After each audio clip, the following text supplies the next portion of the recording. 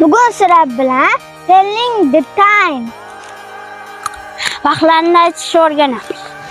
Let's go. First one, birinchisi. Excuse me sir, can you tell me what time it is? Buning ma'nosi kechirasiz janob, soat necha bo'ldi degani. It's quarter to degani soat 15 ta kam bo'ldi degani. It's quarter to 7, soat 15 ta kam 7 bo'ldi. Second one, ikkinchisi.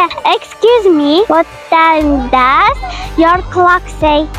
Buning ma'nosi soatingiz nechani ko'rsatyapti degani. It's 7 o'clock. Bu degani soat 7 bo'ldi degani. Agar soat aniq bo'lsa, unga hech narsa qo'shmaysiz. Third one, uchinchisi. Sorry for bothering. Can you tell me the time? Buning ma'nosi bezovta qilganim uzr. Soat necha bo'ldi? It's half past. Buning ma'nosi 30 minut o'tganini bildiradi. It's half past 7. Soat 7:30 bo'ldi. First one, to'rtinchisi. Excuse me miss, what time is it? Buning ma'nosi kechirasiz xonim, soat necha bo'ldi? It's quarter past. Bu 15 daqiqa o'tdi degani. It's quarter past 7. Soat 7dan 15 daqiqa o'tdi. Fifth one, beshinchisi. Pardon me miss, what time is it?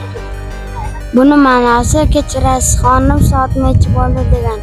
For example, pardon me miss, what time is it? It's 3:30. Thank you. Anytime, mister. Keep watching us. See you later.